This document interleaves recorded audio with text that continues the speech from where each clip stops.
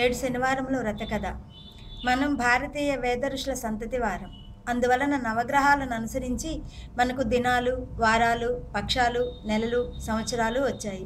ప్రతి గృహలక్ష్మి స్త్రీ 7 వారాలకు 7 వారాల నగలు వారి వారి స్థాయిని బట్టి శరీర ఆరోగ్యానికి తప్పక ధరించాలని మన వేద ఋషులు ప్రవచించినారు. అవి కాలక్రమంలో కలిసిపోయాయి. ఆదివారం ఆదిత్యారాధన చేసి దానికి సంబంధించే కెంపు పొదిగిన ఆభరణము ధరించేవారు. అలాగే 7 వారాలకు ఆయా గ్రహ పూజలు చేసేవారు. అందువలన నవగ్రహ ఆరాధన చేసేవారు. ప్రజలు అందరి దేవతలను 7 రోజులు ఆరాధిస్తారు, కానీ శనైశ్వరుడు అనేసరికి దూరంగా వెళ్తారు. దానికి కారణం ప్రజలలో శని గురించి తెలియకపోవడమే. అందువలన శనైశ్వరుడు సర్వదేవతా చక్రవర్తి శ్రీ వెంకటేశ్వర స్వామివారిని గూర్చి గొప్ప తపస్సు చేశాడు. శ్రీ వెంకటేశ్వర స్వామివారు శనేశ్వరునికి ప్రత్యక్షమై, శనేశ్వర, నీకు ఏమి వరం కావాలో కోరుకోమనగా, స్వామి, నా పేరు వింటే భయపడతారు ప్రజలు. ఇక స్థిరవారం అనగా శనివారం నాడు స్నానాదులు ఆచరించి పూజించే వారికి వారం రోజుల్లో వచ్చే పుణ్యఫలం ఈ ఒక్క రోజులోనే ప్రజలకు వచ్చినట్లుగా వరమిమ్మనగా, అలాగే శ్రీ వెంకటేశ్వర స్వామివారు, శ్రీ శనేశ్వర, నీవు కోరిన ప్రకారం భక్తులు నిన్ను కొలిచి శనివారం నాడు పూజిస్తే గొప్ప ఫలం లభిస్తుంది. అంతేకాదు, శనివారంలో నేను కలిసి ఉంటాను. ప్రజలు భక్తి ప్రపత్తులతో శనివార వ్రతాన్ని ఆచరిస్తే వారికి నీవిచ్చిన పుణ్యఫలంతో నేను వారికి సంపూర్ణ పుణ్య ధర్మఫలాన్ని ప్రసాదిస్తానని శ్రీ వెంకటేశ్వర స్వామి అభయమిచ్చినారు. ప్రతివారు నియమముగా 7 శనివారాలు వ్రతం చేస్తారో వారికి శనేశ్వరుడు శ్రీ వెంకటేశ్వర స్వామి సర్వభాగ్యాలు ఇచ్చి రక్షిస్తారు. ప్రజలందరూ అప్పటి నుండి 7 శనివారాలు శనివార వ్రతం చేసి సమస్త కార్య విజయాలతో పుణ్యఫలాన్ని పొంది ఆనంద జీవితాన్ని అనుభవిస్తున్నారు. శనివార వ్రత విధానం. శనివారం బ్రాహ్మీ ముహూర్తంలో అనగా తెల్లవారుజాము 4 గంటలకే లేచి శిరస్నానం చేసి పసుపు వస్త్రంపై స్వామివారి చిత్రము మరియు కలశ స్థాపన చేయాలి. నలుపు రంగు వస్త్రాలు కట్టుకుని శనేశ్వరుని పారాయణ శ్లోకాలు చదివి గోవిందనామాలు పారాయణ గావించి చిమ్మిలిని మహానైవేద్యంగా సమర్పించాలి. అలాగే సాయం సమయమున పసుపు రంగు బట్టలు కట్టుకొని శ్రీ వెంకటేశ్వర స్వామి వారికి షోడశోపచార పూజ చేసి అష్టోత్తర శతనామాలతో పూజ చేసి మహానివేదనగా చక్కెర లడ్డూలు సమర్పించాలి. వ్రతకథను చెప్పుకోవాలి. రాత్రికి ఒకరికి భోజనం పెట్టాలి. ఆ భోజనంలో అన్నం వడ్డించి కొంచెం పిడసకట్టి అన్నాన్ని అమృతమస్తు ఆరోగ్యమస్తు అని భుజింప చేయాలి. సాయంకాలం దాకా ఉపవాసం చేసి ఆ అతిథిని దైవంగా చూసి భోజనము పెట్టి చందన దక్షిణ తాంబూలాదులు అతనికి సమర్పించాలి. ఆ తర్వాత వ్రతమాచరించిన వారు భోజనం చేయాలి. ఇలా 7 శనివారాలు నియమనిష్టలతో భక్తితో ఏకాగ్రతతో 7 శనివారముల వ్రతాన్ని ఆచరించాలి. ఈ 7 శనివారాలు సప్తగిరులుగా 7 కొండలుగా ధ్యానించాలి. ఈ వ్రతాన్ని 7 వారాలు నిరాటంకంగా చేసి అనంతరం తలనీలాలు స్వామివారికి సమర్పించాలి. ఒకానొక కాలంలో మహాభక్తితో ఒక పవిత్ర దంపతి శ్రీ వెంకటేశ్వర స్వామివారిని నిత్యం పూజ చేస్తుండేవారు. ఒకానొక కాలంలో మహాభక్తితో ఒక పవిత్ర దంపతి శ్రీ వెంకటేశ్వర స్వామి వారిని నిత్యము పూజ చేస్తుండేవారు. ఇలా కొన్నాళ్ళు జరుగుగా పరమ పావనమైన కాశీ నుండి ఒక బ్రాహ్మణోత్తముడు ఆతిథ్యానికి వచ్చాడు. ఈ దంపతి అతనిని దివ్య అతిథిగా పూజించి కేవలం శ్రీ వెంకటనాథునిగా తలచి అతనికి సర్వ అతిథి సత్కారాలు హృదయపూర్వకంగా చేశారు. అనంతరం అతడు విశ్రాంతి తీసుకొని ఆ దంపతిని తన దగ్గర కూర్చోమని వారి జాతకము పరిశీలించి చూసి, ఓ పుణ్యసాధ్వి, నీ భర్త జాతకమున గోచార రీత్యా శనేశ్వరుడు క్రూరంగా ఉండటం వలన అపమృత్యువాత పడగలడు.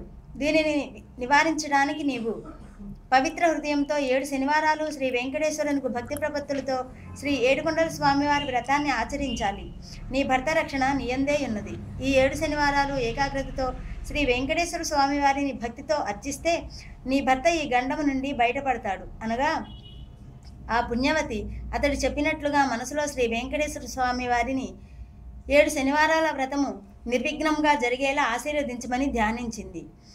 మొదటి శనివారం నాడు బ్రాహ్మీ ముహూర్తమున లేచి స్నానం చేసి శుచి అయి పూజాపీఠాన్ని ఏర్పాటు గావించి దానిపై పసుపు రంగు వస్త్రమును పరిచి తిరునామం, శంఖం, చక్రం చిత్రంతో స్వామివారి చిత్రాన్ని మరియు